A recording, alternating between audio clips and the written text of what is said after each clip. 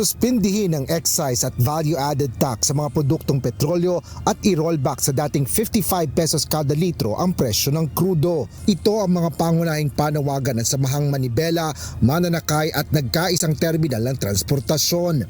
Paliwanag ni Manibela Chairman Marval Buena, mahigit isang buwan na nang magsimulang tumaas ang presyo ng petrolyo, ngunit wala pa rin anilang tunay na aksyon ng gobyerno para dito. Kaya asahan ninyo ang ganti namin simula sa Miyerkules na magkakaroon ng transport strike.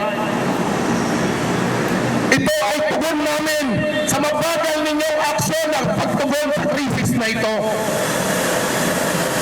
Binigyan na kayo ng kapangyarihan ng Kongreso at ng Senado.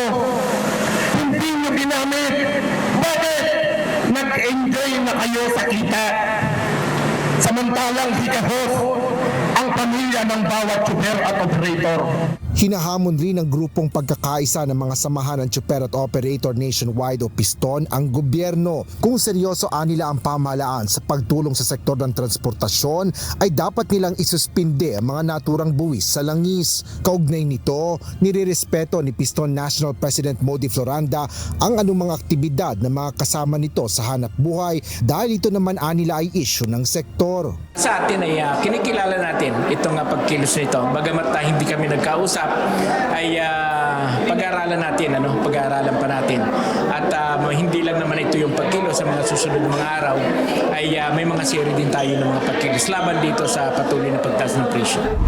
Para naman sa pangkalahatang sanggunian, Manila and Suburbs Drivers Association o Pasang Mazda, hindi ito problema lang ng bansa kundi ng pangdaigdigan. Ayon kay Pasang Mazda President Ka Obet Martin, mas nararapat sa ngayon na yakapin ang problema at pagtulong-tulungang gawa ng solusyon. Bunsod nito, umaasa siyang nasa kalahati ng nasa 12,000 miyembro ng Pasang Mazda ay babiyahe pa rin bukas. Ang Pasang Mazda po sa aking pamumuno at ang Altodap, ang Busina at ang pang transport group nasa ilalim ng aking Pasang Mazda ay hindi po lalahok sa anumang uri ng tigil pasada na gagawin ng ibang grupo. Bakit po? Sapagkat hindi ho natin kailangan magtigil pasada sa ngayon. Humihinto na hong kusa ang mga driver natin sa taas po ng presyo ng petrolyo. Kinumpirma rin ng Alliance of Transport Operators and Drivers Association of the Philippines o ALTODAP ang pagsunod sa kanya ng mga tsuper at operators sa kanilang hanay. Ayon kay ALTODAP National President Boy Vargas, tuloy ang kanilang biyahe bukas. Ang ALTODAP po ay hindi kasama doon sa sinasabi nilang tigil pasada.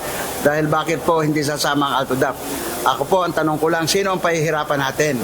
Mukhang ang pahihirapan na natin ay yung ating mga pasahero, mga commuters na dapat po hindi natin sila pahirapan, dapat mahalin natin sila dahil yan po yung pinagkikitaan namin. Sangayon naman ang palasyo na hindi pa napapanahon ang pagsasagawa ng tigil pasada sa ngayon. Ang kinakailangan po lamang talaga dito ay negosasyon, pag-uusap, pagtutulungan. Bunsod nito, tiniyak ng Department of Transportation o DOTR ang kanilang pagbabantay sa isasagawang nationwide transport strike sa Miyerkules. Ayon kay LTFRB Chairman Vigor Mendoza II, patuloy naman na dinidinig nila ang mga hinaing ng mga transport group at bukas sila sa mga suhestyon ng mga ito. Tuloy-tuloy ba natin dialogo, kinakausap natin sila, no? Dito rin, sa Kongreso, yung mga nag-attend dito. So sana makinig sila, huwag na natin dagdagan ng problema. Kasi dami na natin problema eh.